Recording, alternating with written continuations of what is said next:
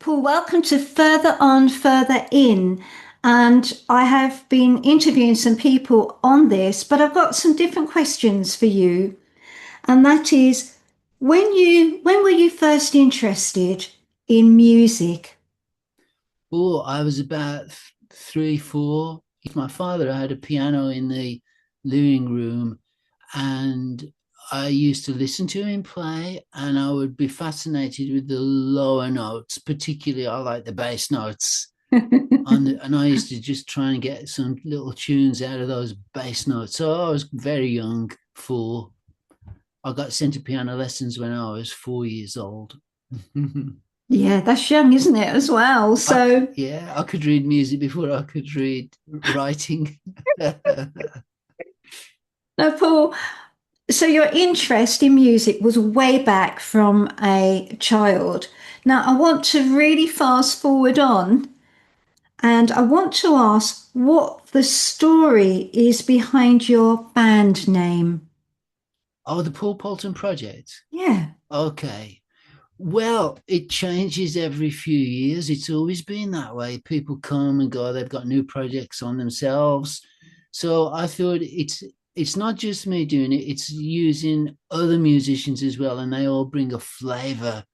So going back to like the early 90s when I first started touring with a band, I was touring just by myself before that. So, I had different players in the band. I had seven in the band at one time, Well, and they all brought their own flavor. And I've always found that. So I thought it's like each couple of years, 2 or 3 years, it's a project. So that was the right name for the band. And even now, when I'm recording, I'm using the skills and the creativity of other musicians. And so it's a project between us all, a little bit like church, mm, because we're in Living Stones yeah. church. And we all have something to add, don't we? It's not just a couple of people running Living Stones. It's we're all a part of it. We all have something to give. And that's important. That's the way God uses us.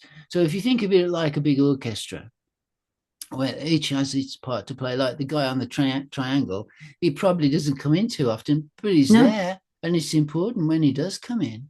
Oh, yeah. So we all have a part to play.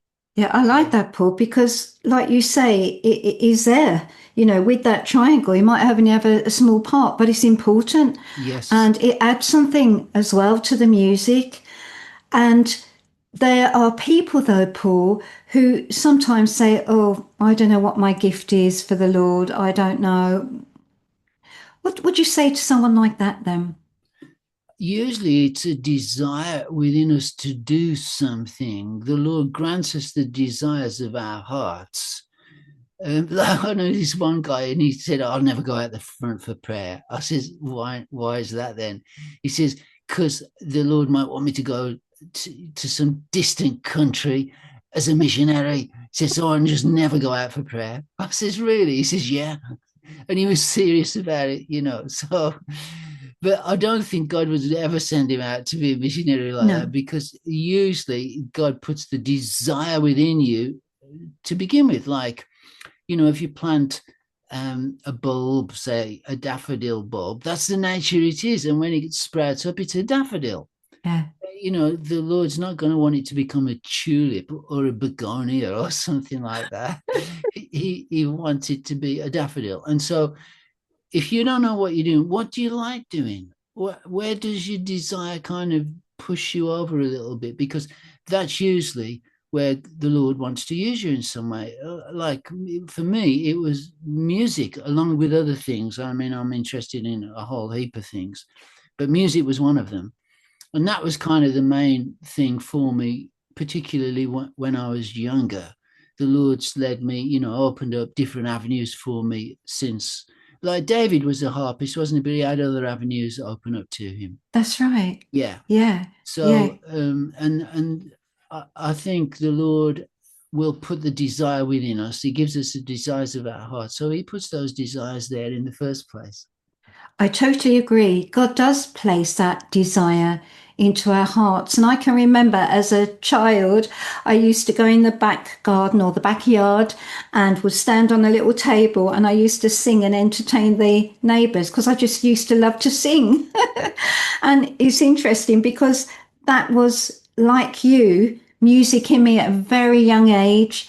And it's amazing how the Lord picks up on these things, shall we say, and uses them as well. Those things that, those desires that He puts within us also. So that's important. And I love what you said about the orchestra, that we all have a part to play. How true. So tell us about your upcoming project, Paul.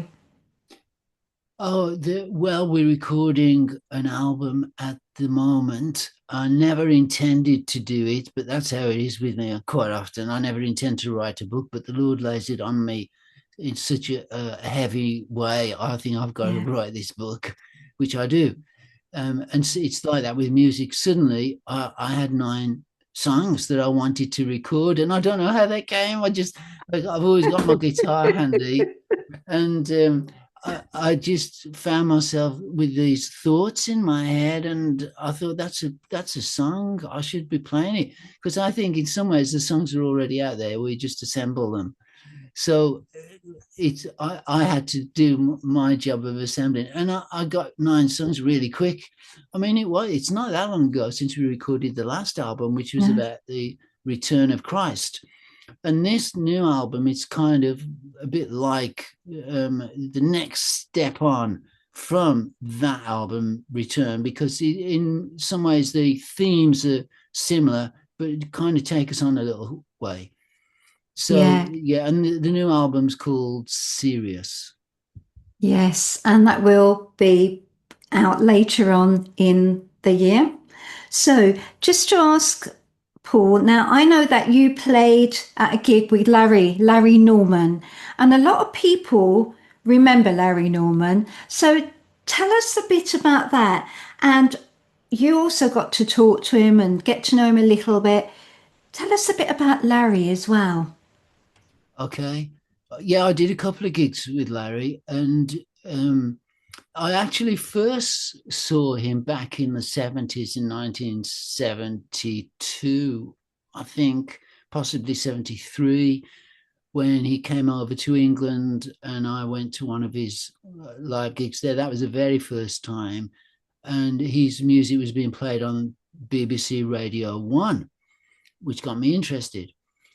And he toured fairly consistently. And it was in the 90s I did a gig with him, first one. And he was telling me, about the rigors of touring around the Mm, world. And I said, well, you bless a lot of people, Larry.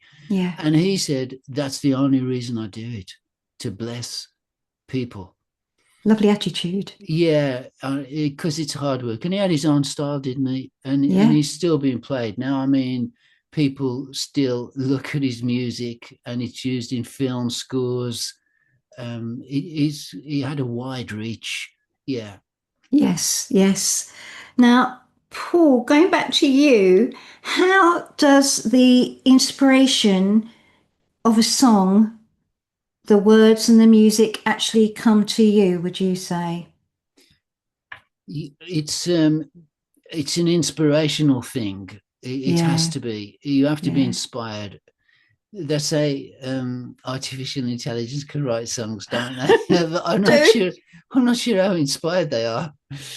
But a human being with spirit, Yeah. he seems to be able to write songs that will touch other people's spirit, and that's it. Like music is the interface whereby we can touch people's hearts, because there's something about music and it touches us really deep down. Sometimes you can be in a bad mood and you hear some music and suddenly it's lifted, the bad mood's gone, Yes, very true. because that's the power of music. I think that song Jingle Bells we sing at Christmas, children's Yeah. song. Hmm. It says, there's a line in it which says, bells on bobtail ring, making spirits bright. Yes, true. So isn't that? I thought that's a good line because they've captured something there. Because that's what music does. It Yes. touches people's spirit, and so when I get moved in my spirit to write a song, there's a tune there, and I think, oh yeah, that's moved me, and I try and capture it, and then I pray and hope it will reach other people also. Yeah, that is a really lovely, Paul, there. And two more questions. Have you performed abroad? Oh yeah, yeah, I've toured, been to America quite a few times and toured over there. And I've recently been in Spain, over the last few years. In fact, I've been invited to go again, but I can't go because things are too busy at the moment. So yeah, I have been touring, but I haven't been doing much live work lately because I've been so busy with other work, Living Stones, church on the internet, and recording as well. Although um, I did do something live last weekend, Yeah. playing my guitar. I hadn't done that for a while, so that was nice. Yeah, yeah. Paul, tell us a little bit about Living Stones. For anybody who is a newcomer on Living Stones, just tell us a little bit about that. Living Stones is a fellowship of believers. We are the body of Christ. We meet using technology, and then we've got people from all over the world. We usually meet on a Zoom meeting Sunday, which is 5 o'clock UK time. That means people in the east, like Nepal, they can come because it's 9:45 there. People on the west coast of America can come because it's about 9 o'clock in the morning there. So it's a good place for us to meet.